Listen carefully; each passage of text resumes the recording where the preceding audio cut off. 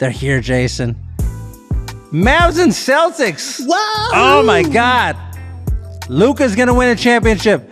Jayson Tatum's going to win a championship. Somebody's getting a ring. It's actually weirdly good, is it not? That so many people are talking about it and talking out of their ass also. Like, it is fun. Isn't that what big time sports is about? It's just people just talking nonsense all the time. That's what I should have done. Whip up some sand, take it, and run off. That's what I should have done, but I didn't because I was a coward. I was a coward, Jason. Jason. Yes. The other day, maybe like 2 or 3 weeks ago, I was in a resale shop, right? And just sort of digging around because it's what I like to spend my time doing when I'm not working. And I found a toy. It was a little tiny toy, and I bought it. And the reason I bought it, Jason, is I'm going to show it to you. This is it right here. Okay. Like you can see it on the screen. See, this is like a little... That is a little wrestling guy or something? A little wrestling guy. He's about 1.5 inches tall.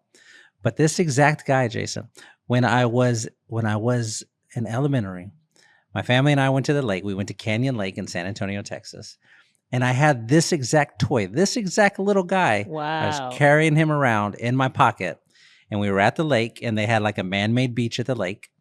And I was down there playing in the water, and I had this little guy, and he must have fallen out of my pocket, and I lost him. And I was fucking heartbroken. I was so sad about it, right? What made it worse, though, is maybe like an hour later, I guess he floats, perhaps. I don't know. But there was a group of teenagers who were like all gathered together playing on the beach. They had built like a little sandcastle. And as I was walking by, I saw the little guy, my little guy, on top of their sandcastle. He was just like the king of their sandcastle. So they must have found him in the water or he washed up on the shore. But I couldn't, for some reason, I couldn't make myself say to them, I was intimidated. I was 10 years old. Sure. They're 15, 16 years old. I couldn't say to them, hey, that's my toy. Can I have it back? So I just looked at it and was sad and like heartbroken about it forever. And I never forgot that memory. Remember on Inside Out, they have like core memories that form who you are? Okay. Yeah. That has to be one of my core memories. So this is part of the reason that now, anytime I like want a thing, I just always make sure and say it. Always. Now, like I'm always going to say, I want that. Give me that. I need that. Give me it. That. Give it to me. All because of this little guy. And I just found him and I'm so excited to have found him again. By the way, is a MUSCLE action figure. That's exactly what it is. A little muscle guy. Those little muscle guys. They used to come in little packs. I used to have a bunch of those little guys. Yes. I had this one. And he was $3 at the resale shop, and I would have paid $300 for this guy. And now he sits on my desk, and he reminds me to always say what I need to say when it's time to say it, Jason. That's a great lesson for everybody. I think so. Always. You're never going to regret saying what you wanted to say, but you're always going to regret not saying what you wanted to say. How about that? I just made that up right now. Kids. I should have fought them. Should have thrown sand in their eyes and then just grab it. Yes. That's what I should have done. Whip up some sand, take it, and run off. That's what I should have done. But I didn't because I was a coward. I was a coward, Jason. But no longer. I'm no longer a coward because I have my little muscle man. Yeah! I was like, what can I start the show with that nobody's interested in hearing about? Oh, I got it. Muscle men? The muscle man story. Dude, I was obsessed with those little muscle men. I love those little muscle men. I used to keep them in a Pringles can. In an empty Pringles can. That's a great home for them. Yeah. Oh, my goodness. You want to start the show? Yeah, let's start the show. Let's start the show. From Wondery, I'm Shea Serrano. And I'm Jason Concepcion. And this is 6 Trophies.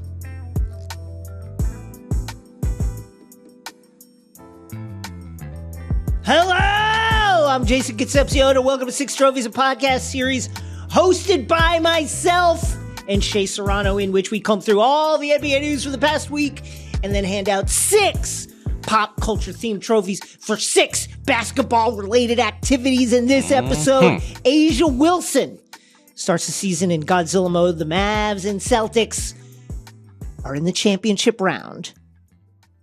People are being super weird about Caitlyn Clark, all that and more. Let's hand out some trophies.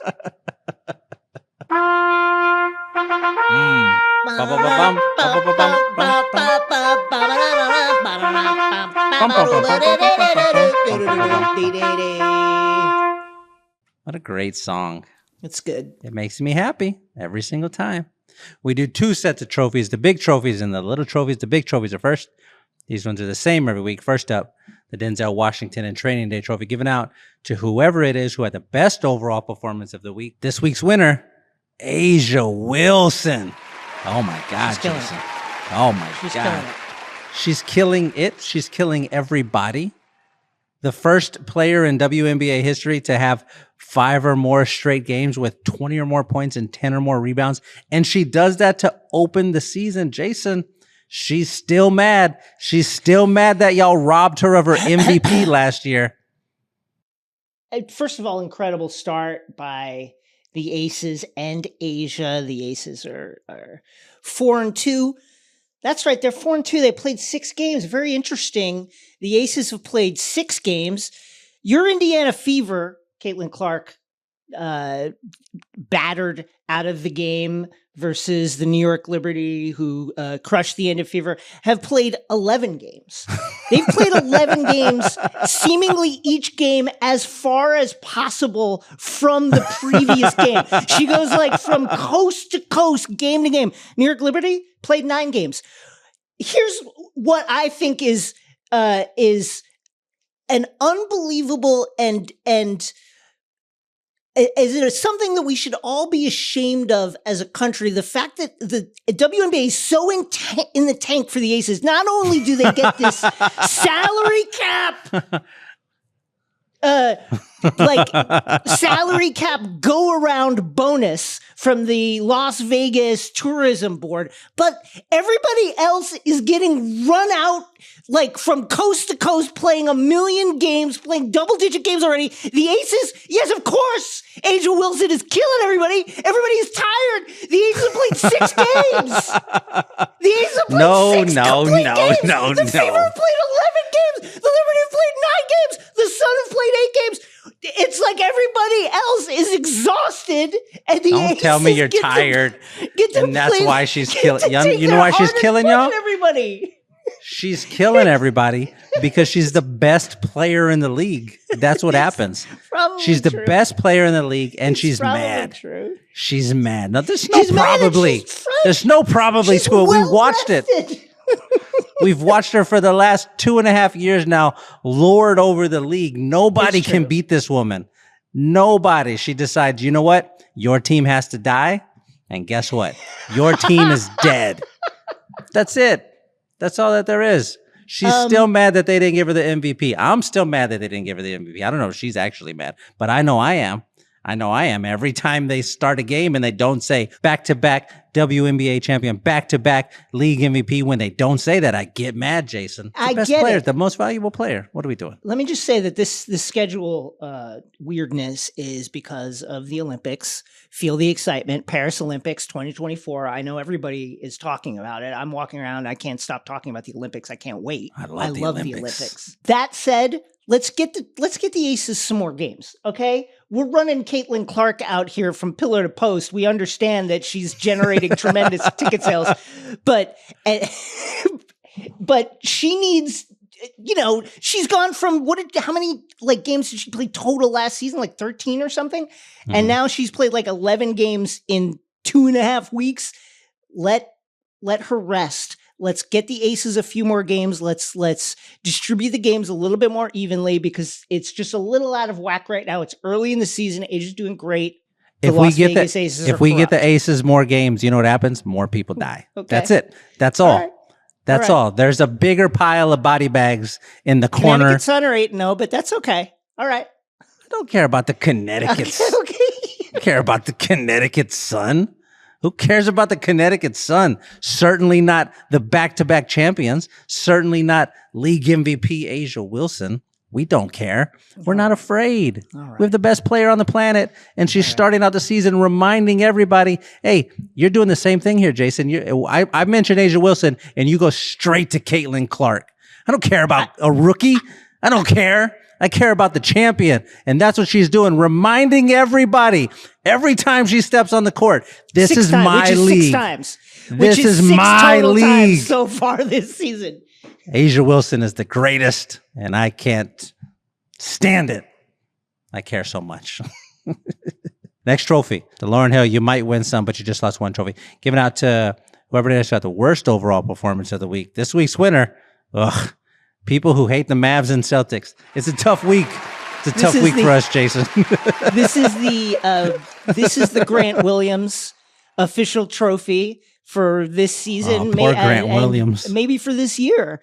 Grant Williams and you, two people who feel personally aggrieved by this finals matchup. Not only does it feature a team in the Texas Triangle that you do not root for, the Dallas Mavericks. Mm-hmm. The Dallas Mavericks looking poised for, to add to the trophy case, to burnish their reputation, and to make Shea Serrano personally feel bad.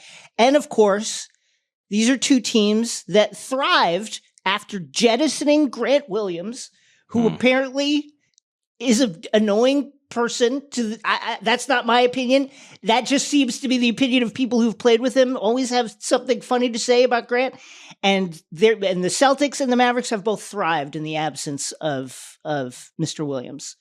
I personally, let's go Celtics. I can't believe I'm saying it, but I think this is their time. I think the time is now for the Celtics. I think they have to win it this year, or else you got to blow that team up. They've had enough chances. You got to blow it up. You got to blow it up. You got to get. I will get say rid of them. This is several seasons into the Tatum and Brown project, and they've done everything they can to build the right structures around those two guys, the right exact pieces, and now they have basically as good a team as you can assemble under this CBA, assuming Kristaps Porzingis is healthy enough to play. I just think that they have it. I think that this is it. The Mavericks have the better star in the series, but I think the Celtics have the better team, and I think this is the Celtics' time. I think this is their time. I also hope that Kyrie Irving stomps on the logo again. I hope so too. The last time Kyrie was there, the last time they played, if I'm remembering correctly, stomped on the logo, flipped off the crowd, and then cussed out some fans. And I mean, that's pretty good. That's a triple double right there. There's no double, but double fingers. Boom, did it. Triple double. Did you see that? Did you see the clip of Joe Mazzulla? They were saying, "Thank you, Zuri. Thank you." A reporter asked him, well, Kyrie's coming back and he's seen as a villain here in Boston. And then Joe, with this really creepily intense Joe Mazzulla icy stare energy. I imagine this is the face that Joe Mazzulla makes when he goes home and slowly empties the water from his fish tank and watches the fish become more and more anxious and the way and he feeds off the panic in their eyes. That's the look. And Joe Mazzulla said, well, aren't we all? Aren't we all villains in someone else's eyes? I was like, holy shit, Joe. My favorite NBA weirdo. Down. My favorite NBA weirdo. Joe, relax. I have on separate occasions, multiple times at this point, between the time that the Celtics swept the Pacers and the Mavs jettisoned the Mavs got rid of the Timberwolves in the playoffs. On separate group chats and separate text messages, text Celtics fans, please do not let the Mavericks win this title. And I've texted Mavericks fans, please do not let the Celtics win this title. We got to figure out a way for these two teams to play and they both lose. We got to figure it out. We got to figure it out. I'm rooting for, I'm kind of gently leaning towards the Celtics. That said, I'm really rooting for PJ Washington and Dan Gafford. I don't know if you saw their video in the wake of in the wake of the Western Conference Finals win. But that's, PJ Washington from the Hornets. Yeah, Daniel they were both talking about Gafford from the bottom to the top. from the bottom to the was as recently as a few months ago setting screens for Jordan Poole. And I can't it must be a fantastic feeling. I'm so happy for those two guys. Yeah, I feel like I've been Stockholm syndromed because I feel myself being like, I kind of want the Mavs to win. I kind of want them to win. I kind of want to see it. I kind of want to see Luka with a ring. Luka or Jayson Tatum, one of them is going to get a ring. It's so weird because I prefer it be Luka, but yet I find myself wanting the Celtics kind of. So I'm very torn. I'll say this also to the Mavericks fans who have been riding my neck all fucking season because I thought it would be a long season for the Mavs. Like many other prognosticators, other people who watched the league were like, "Oh no, I wonder what." There were a lot of open question marks. Yes. And I get people every day, every week, every hour tweeting at me, quote tweeting tweets that I've made suggesting that the Mavericks would struggle, and telling me you better delete this. I'm not going to delete it. And you want to know why? Because it brings you joy, doesn't it? I'm speaking directly now to the Mavericks fans who quote tweet this. Doesn't it bring you joy? Doesn't it bring you happiness to be like, look, this person was wrong and I believed in this and I'm right and I feel good. I love that you have that feeling and I gave that to you. And I'm not taking it down because I don't give a shit. Last thing, last Mav Celtics thing before we move on to the next trophy is this, Jason. Last year, jaWilson averaged more points, rebounds, assists, steals, blocks than she ever had in her career. Right? This year, upped them all again. More points than she's ever had. And she's averaging more points than she's ever had in her career. More rebounds than she's ever had in her career. More assists than she's ever had in her career. More blocks than she's ever had in her career. Fewer turnovers than she's ever had in her career. She has upped it again, Jason. She's upped it again. I eagerly await the outcome of the WNBA's investigation into the Aces' attempt to circumnavigate the salary cap in what can only characterize as a potentially fatal blow to the WNBA. We got to do another. Remember when we did the 6 trophies finals when the Spurs and Knicks played? That was before we knew the Knicks were going to be like really good. I know. Where the Liberty and the Aces play 3 times. They play 3 times this season. We got to do the 6 trophies finals. By the way, that's half of the Aces total games played. They've only 3 of their only 6 games. Next trophy, the Dominic Toretto I Live My Life a Quarter Mile at a Time trophy, given out to the person or team who made a short-term decision with no regard for future consequence. This week's winner, Luka, for wanting to enjoy what is possibly a sip of beer after clinching a trip to the NBA Finals. He was just trying to have, was it a beer or was it a Rockstar energy drink? I don't think it's it's not a Rockstar because Rockstars are huge. Rockstars are like 2 feet long. Okay. If you ever see a Rockstar can, I know because I once drove cross country powered almost completely by Rockstar energy drinks. I bet that shit was like Mad Max Fury Road. It was terrible.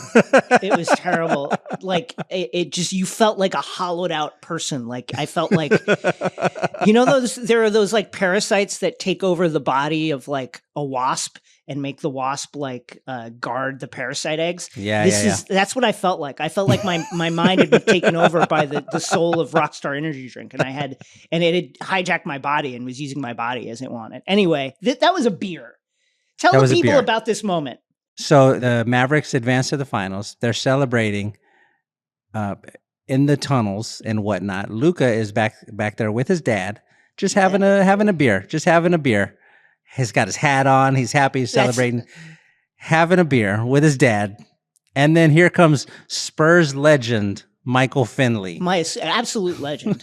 Underrated player that people have forgotten about. Michael Finley walks up and just very casually, without saying anything at all, takes the beer right out of Luka's hand, shakes Luka's dad's hand, and then and then leaves.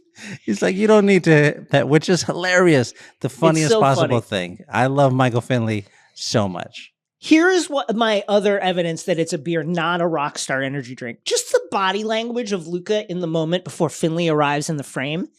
That's a guy who is like, I'm done with work after a long week at work. I got my sleeves rolled up. I got my hat on, and I'm just leaning against a post and I'm sipping a beer. That was a relaxed gentleman. And then you look at the way Finley takes it. When Finley grabs it, he's like looking directly into Luka's eyes with this look of disappointment. Like, come on. Luka looks so sad. He looks so sad after he takes it. This made me like Luka more. It made me like Michael Finley more. And I already liked them both a ton. But just this, I really enjoyed that Luka didn't protest. He just went. He didn't. Right. He knew he was trying to get. He knew he was like getting away with something in that moment. Come on, he knew it. Like wherever that beer came from, you know that there was like a standing order: don't let Luka get a beer, and somehow he had got one. I wonder if there was a conversation amongst the Mavs office of like, someone's got to go take that from him. Who's going to do it? Yes. Who's got the standing? Let Finn do it. Send Finn do it. He's the only one. He's the only one who can do this. Another thing I like, and I love this about Luka, and generally speaking, like the players who come from overseas, usually Europe, they feel this way. When they're working, they're working. But when they're not working, they're not working. That's them time. They know how to do it. They know how to not work. They know when they're off, they know how to be off and live their life. I respect it. I highly respect it. I respect it. The Mexicans are very good at this as well. If you drive past any construction site at lunchtime, there's a yard full of Mexicans just laying down. Laying down with their head on a rock, holding a drink. That's exactly what but then when it's time to put that house back together, they're working hard. We know what we're doing. We're aligned with the Europeans, probably because of the colonization. That's what that is. That's what it is. It's just a trace of that. How about this, Jason? Luka is now eligible for the Supermax because he got selected to All NBA again. It's a 5-year contract, Jason, worth $346 million. Whoa! The last year of which he would be paid almost $79 million in a year. It's almost $1 million per game. I mean, now a lot of this is based on money that we are assuming is coming to the league. We assume the salary cap is going up because of the new TV deal that Adam Silver is currently negotiating. We assume the salary cap equally is going to go up because of a potential expansion. Adam Silver has been talking a lot about expansion in Seattle and Vegas specifically. And when new teams enter the league, new fees come in. So those fees will be paid out to the other teams. And so you're looking at a big bump coming up in the salary cap, and Luka is eligible for some huge percentage, 30+% of the Mavs salary cap. So you said it, 346 million plus in total contract dollars. If that's the case, I mean, this is numbers. These are staggering. I never thought I would hear numbers like this. I remember when I first heard the Kevin Garnett contract that was like 100-something million, and I didn't know anything about anything at that time. And I was just like, oh my God, I've never, that's a lot of numbers. Real? This is crazy. Yeah. Last thing about Luka trying to drink this beer before we get to the next trophy is this season, jaWilson is finally getting her signature shoe. She's finally done it. They finally wised up and given it to her. It's well deserved. It's well deserved. Maybe she should. Shut up. Put more miles on those shoes by playing more games. Only played 6 games this season. Let's get her out there on the court more in those shoes. We're this close to crowning an NBA champ, and with the action heating up on the court, it's even hotter at DraftKings Sportsbook, an official sports betting partner of the NBA. New to DraftKings, listen up. New customers can get a no-sweat bet up to $1,500. Just deposit at least 5 simoleons, and you'll get a bonus bet pack equal to your first bet if it doesn't hit. You know what was interesting to think about is Kyrie's been He's been a creator. He's picked his spots, but I think everyone would agree that his scoring output has not been there. The Thunder really looked to take him out of the game, play the odds, and see if PJ Washington could cook. And guess what? PJ Washington got in the kitchen and he cooked. Will Kyrie get loose from here on out? I would imagine so. Download the DraftKings Sportsbook app now and use the code 6. That's code SIX for new customers to get a no sweat bet up to $1,500 if your first bet doesn't hit. Only on DraftKings. The crown is yours. Gambling problem? Call 1-800-GAMBLER. Or in West Virginia, visit 1-800-GAMBLER.net. In New York, call 877-8-HOPE-NY or text HOPE-NY 467-369. In Connecticut, help is available for problem gambling. Call 888-789-7777 or visit ccpg.org. Please play responsibly. On behalf of Boot Hill Casino and Resort in Kansas, 21 and over. Age varies by jurisdiction. Void in Ontario. One no-sweat bet per new customer. Issued as one bonus bet based on amount of initial losing bet. Bonus bets expire 168 hours after issuance. See dkng.co/bball for eligibility, wagering, and deposit restrictions, terms, and responsible gaming resources. Next trophy, the Daniel Plainview. I've abandoned my child. I've abandoned my boy trophy. Given out to whoever it is we're temporarily giving up on for the week. This week's winner, we are giving up on people talking normal about Caitlyn Clark. It's so weird out there, Jason. The weirdos are being real weird. Real weird, Jason. I describe what you mean by weird, because I've been thinking about this a lot. So what do you mean specifically by weirdness? So the general normal conversation is that Caitlyn has arrived to the league, and she is the most heralded new player that the league has seen in years, probably maybe since Candace Parker. Yeah, right? Sure. Right. But this is like, she's being anointed already. And she is finding out very quickly this is the most competitive basketball league on the planet with regard to the number of spots available versus players available. This is the most competitive league. Very good players get cut regularly in the W all of the time. There are so few slots. Yes. All of the time, right? So she's running into just top level talent at every position in every game, and they're being physical. They're being rough with her. They're doing what you do when rookies arrive to the league. You just mentioned Kevin Garnett. They're doing what they did to Kevin Garnett when they were like, who's this tall, skinny person? Let's put a body on him and see what he does. They're doing that. And so there's that conversation happening. Most recently in the last game, Kennedy Carter took a cheap shot at Caitlyn and away from the ball, shoulder check into her back, knock her down. That's right. She did. And what should have happened is people should have went, that's not a cool play. We shouldn't do that, but we understand that it's going to happen because this is the superstar rookie, and that's what you do. That's going to happen. You can't erase. You test the rookie. Cheap shots. Yeah, they're going to happen. That's what the conversation should have happened. Or Angel Reese and Caitlyn Clark get tangled up, and Angel knocks Caitlyn to the ground, or Caitlyn flops to the ground, or whatever. Whatever there should be a normal conversation that's happening there. But I'll tell you, I sent a tweet after this. There was like a clip of Caitlyn and Angel does like a little arm swipe move, and Caitlyn goes down. To me, looked like a flop because Angel's feet don't move. She's not that strong to just throw this other person to the ground, right? But that happens, and I tweeted, I love how much these two players do not like each other. Like, they're both rookies. Between Cameron Brink, Angel Reese, and Caitlyn Clark, we have this incredible rookie class.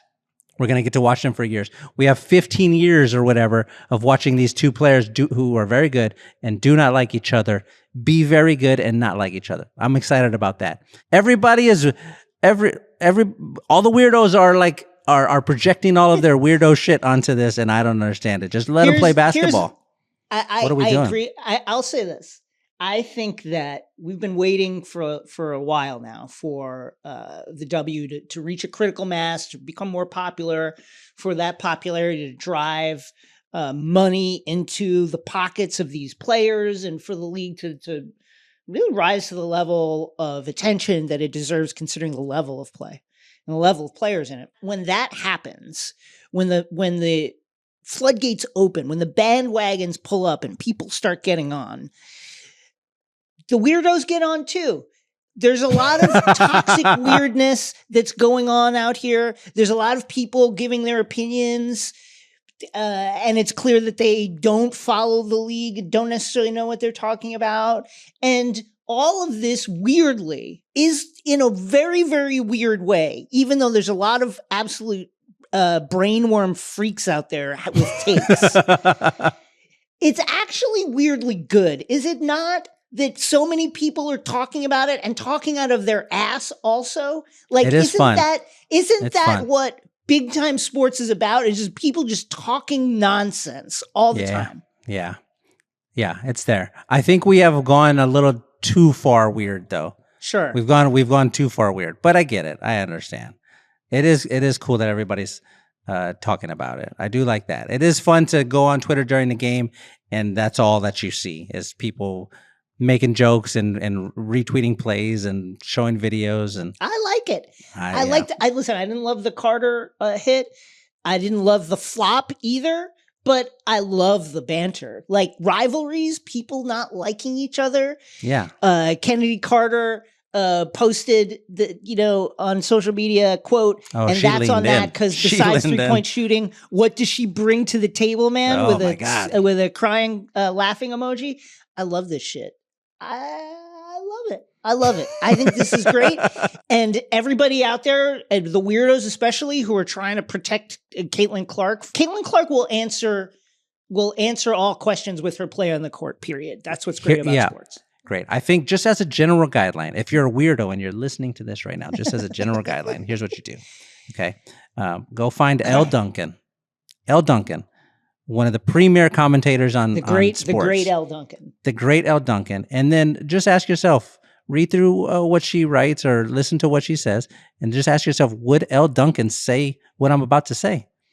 Would she tweet what I'm about to tweet? And if she wouldn't do it, then don't do it. Don't do it, because she always has a completely normal, sane take on a situation that is insightful and smart. Just copy what Elle Duncan is doing, and you're not going to be a weirdo anymore. Last thing, Jason, one last thing. One more thing. Oh, God. One more thing about weirdos talking about Caitlyn Clark. Okay. All right. Earlier this year, back in February, jaWilson published her first book, an instant New York Times bestseller. Congratulations. jaWilson's called Dear Black Girls, How to Be True to You by jaWilson, by the two-time champion, two-time league MVP. Do you think maybe the reason that Caitlyn Clark flopped or fell down on some of those plays is she's so exhausted playing coast-to-coast games, 11 games in like 2.5 weeks? They're running her all around the country.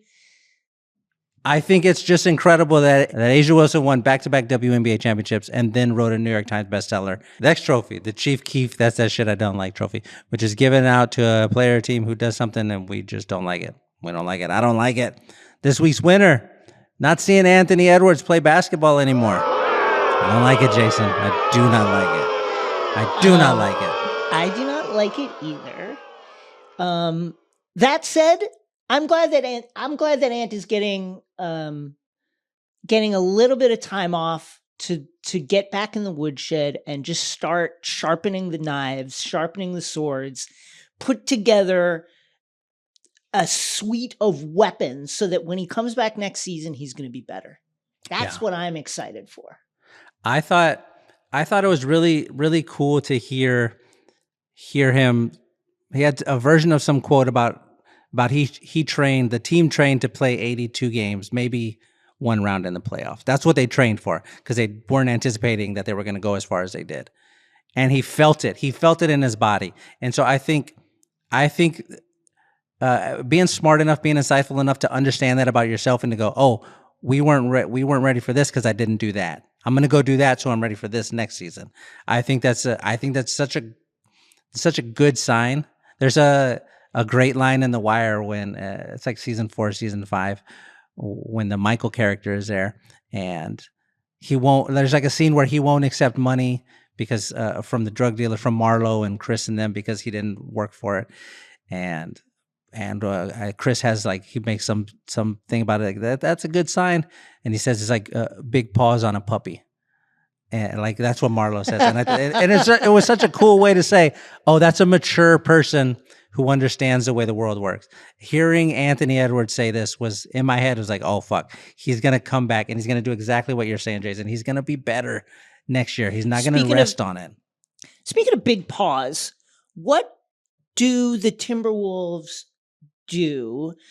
Karl-Anthony Towns had an up and down Western Conference Finals. What a segue. What a segue, well, Jason. I just want to say, because I have a lot of Timberwolves big fans. Big pause, Timberwolves, the 7-footers. Sorry, play some applause for that. That's so good. Thank you very much. So good. Because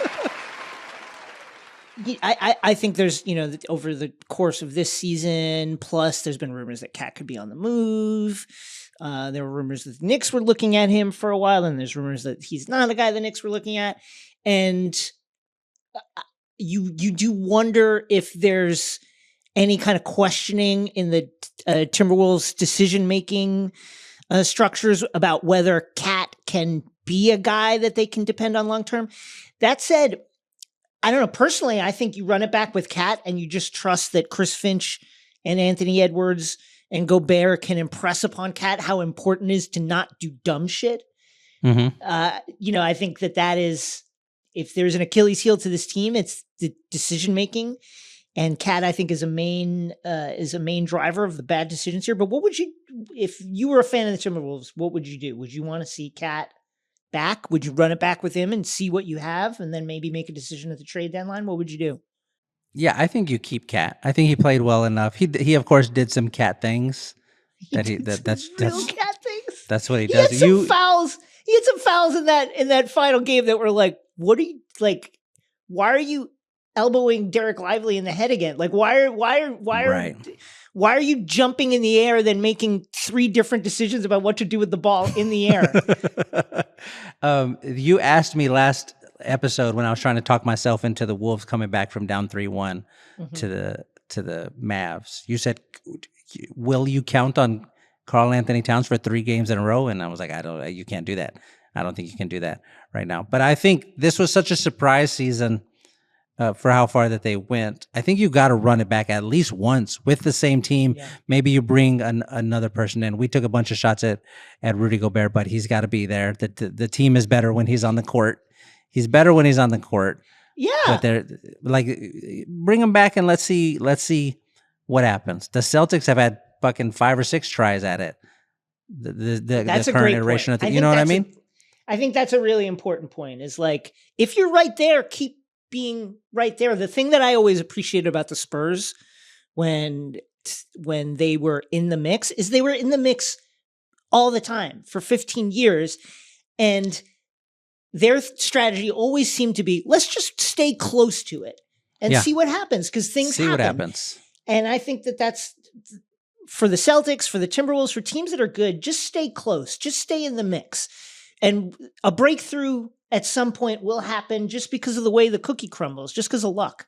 Stay with it.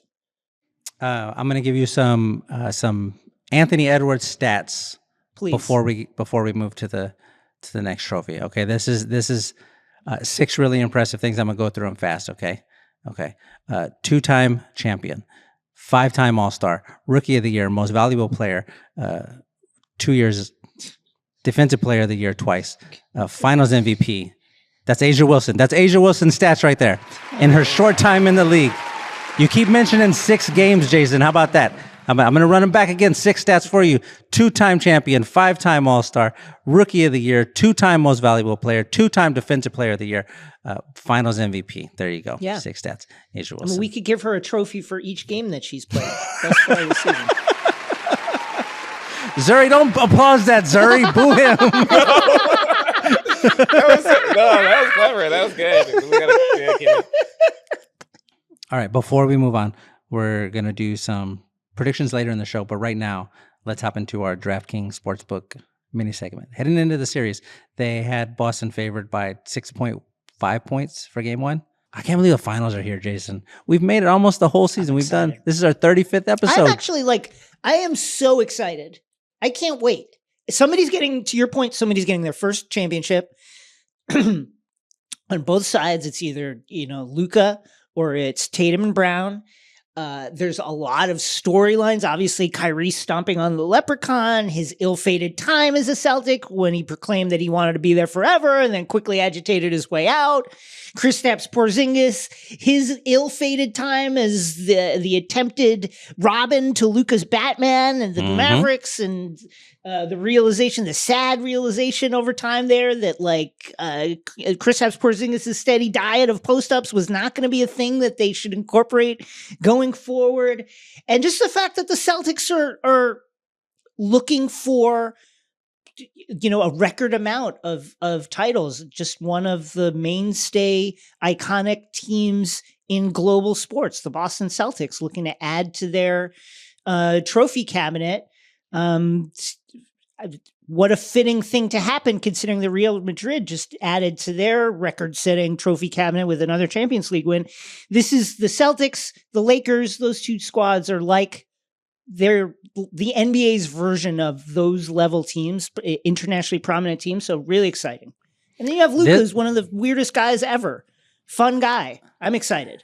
This feels like, as I sit back and prepare for the final, it feels like the first official post LeBron, Durant, Steph Curry.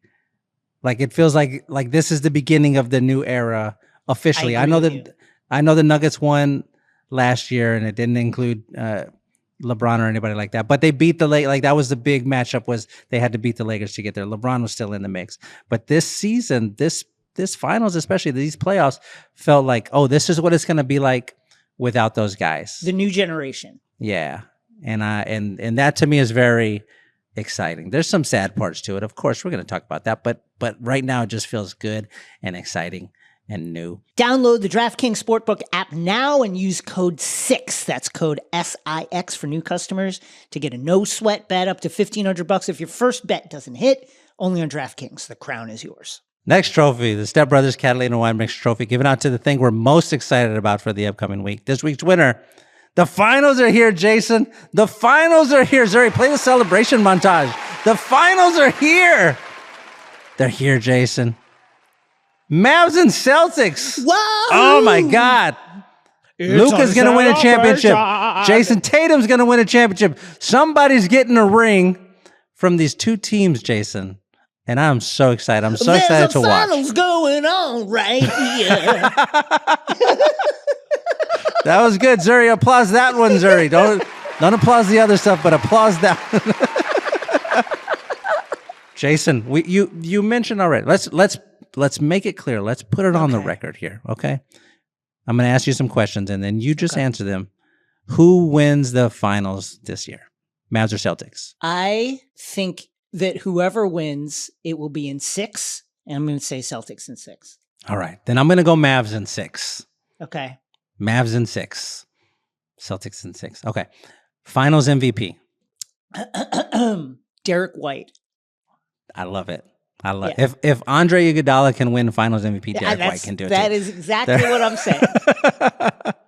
Give me Luka. Give me Luka. Give me the Serbian. Who's gonna get the first flagrant foul? First flagrant foul is going to be. Oh, that's a good one. Wow.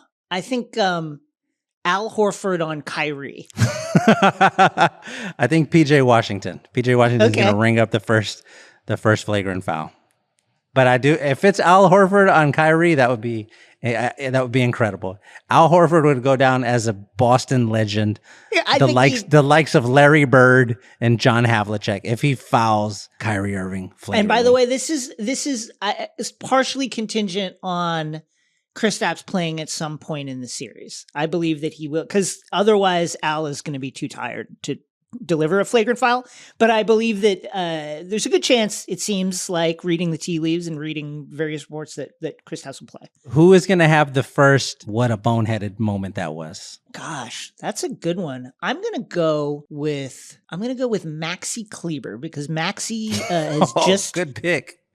He was out for a lot of the playoffs, played briefly towards the end of the Timberwolves series. And I just feel like as a guy getting it back together, but also an important piece for the Mavs, he's a likely suspect. Who do you got? I'm going to go with Jayson Tatum with the caveat that spicy. With the caveat that for some reason people hate Jayson Tatum. They hate him. So any reasonable thing that he does that isn't absolutely incredible, people get mad at. He'll play a game and he'll have 29 and 12 and people are like, what a fucking horrible game that was. You know what I mean? He's judged. I know exactly they judge him what you mean. so weird. So I think it'll be just a normal thing. I think it'll be a close game. He'll drive into the paint and then kick it out for a wide open shot for Jaylen Brown and people are going to lose their fucking mind. Why didn't he dunk it? Why didn't he? I would say conversely, if he doesn't kick it out and just keeps it and dances with the ball for 6 minutes, and same thing.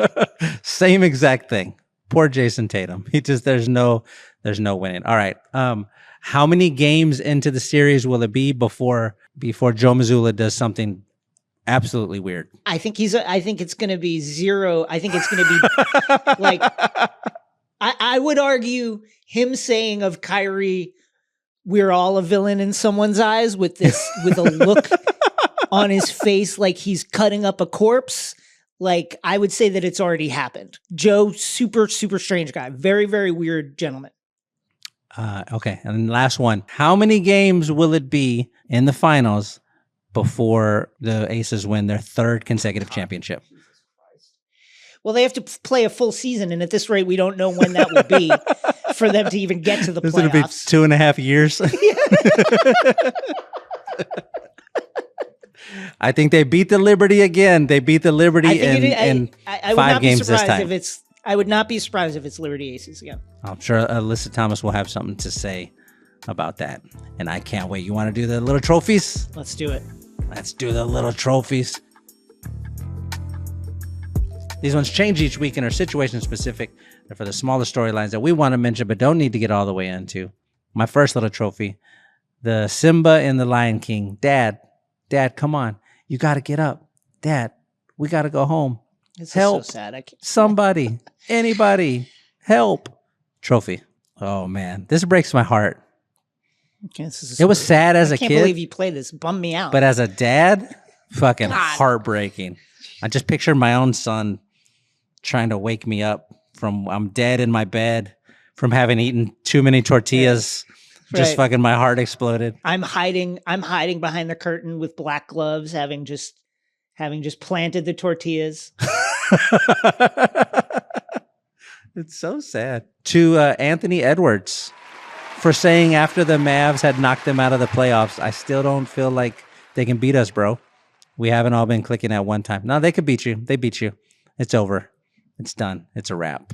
I respect it, but it's over. Man, Jason, before we go to yours, after this moment, I rewatched this scene to get the clip for the show, and Scar walking in, seeing Simba with his dad dead after he's arranged the whole thing, and then he says to Simba, or what did he say? What have you done? Oh my God, you said that to this poor child. Scar's fucking gnarly, dude. Scar is gnarly. My first little trophy is the Harry Nilsson's Everybody's Talking trophy, too. The WNBA discourse right now, I mentioned it up top, is when when something looks more popular, that means more people talking about it, and that means just some wild takes sometimes. Matt Barnes opinioning that the Indiana Fever teammates of Caitlyn Clark need to start sticking up for her more. I agree with this one. I do kind of agree with that one. It was nobody rushed to her.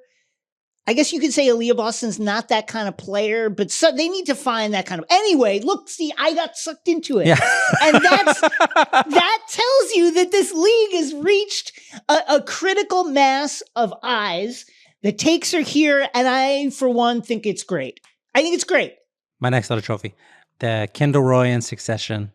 I'm like a cog built to fit only one machine. If you don't let me do this, I mean, it's the one thing I know how to do. Trophy. To my favorite NBA weirdo, Joe Mazzulla, for saying, I coach because I'm not really good at anything else. I love that. He is but a cog built to fit one machine. My next little trophy is the Stephen Lang in the underrated cult classic Band of the Hand trophy to the Minnesota Timberwolves for boycotting inside the NBA after their Game 4 win. The report from John Krasinski of The Athletic, quote, Edwards was surrounded by a tight-knit team, one with such strong chemistry that it decided as a group that no player would appear on TNT's Inside the NBA postgame show after their victory in Game 4. The decision was a sign of support for Gobert and Towns, who were the subject of derisive and seemingly, that adverb doing a lot of work, seemingly personal criticism from panelist and Golden State forward Draymond Green. Shouts to the Timberwolves. This was the right thing to do. That was the correct move. Very cool. Back up your guy. Also, great pull on the soundbite there, Jason. Way to go. Your fingers of a hand. A fire team. My last little trophy, the Kyle Reese and the Terminator. That Terminator is out there. It can't be bargained with. It can't be reasoned with. It doesn't feel pity or remorse or fear. And it will absolutely not stop ever until you are dead. Trophy. That's fucking hardcore. That trophy goes to Angel Reese and Alyssa Thomas. Chicago was playing Connecticut. Reese, who, as we mentioned, alongside Caitlyn Clark and Cameron Brink, is part of this absolutely electric brigade class. Reese is matched up against Alyssa Thomas, the fucking bully of bullies. And there's a stretch in the third quarter where every possession ended with Alyssa Thomas just knocking Angel Reese down. Just every single time. Boom, you're on the floor. Boom, you're on the floor. Offensive rebound, defensive rebound, made shot, missed shot. Angel Reese is on the floor. It ends with Alyssa Thomas grabbing Angel Reese by the neck and then fucking trying to body slam her through the earth like she was in an anime. And what did Angel do? She fucking got up. She always gets up. Alyssa versus Angel Reese like a fucking Terminator fight. No backing down on either side. And then after the game, they ask Angel Reese about it, and she says, thank you. Thanks, Alyssa Thomas. I appreciate you coming after me like that because I'm a fucking hooper, and this is what I want to do. I love it. I love it. My final little trophy is the Curtis Mayfield Move On Up trophy, to PJ Washington and Dan Gafford for going from the bottom to the top, from the Hornets and the Wizards, respectively, to the Mavericks, the Western Conference Finals, and now the NBA Finals. Congratulations, fellas. You deserve it. You're playing great, and only the Lord knows what you went through playing for those teams. And you deserve it. We did it again, Jason. Another perfect episode. Oh, my God. 35 in a row. 35. We close every episode just by saying the names of underappreciated old basketball players with no context at all, while the theme music carries us out. Zuri, will you play the theme music, please? I'm Shea Serrano. That's Jason Concepcion. Producer Zuri in the shadows making the noises. See y'all next Wednesday. I'm not doing players, Jason. I'm doing, I did the WNBA awards, jaWilson won. Now I'm going to do college awards. 2017 NCAA tournament most outstanding player. I'm going to do mascots in honor of the iconic Ellie the Elephant of the New York Liberty. Ellie the Elephant. If you're not aware of Ellie the Elephant, just go on social media and look up. She's awesome. Ellie the Elephant. Absolute legend.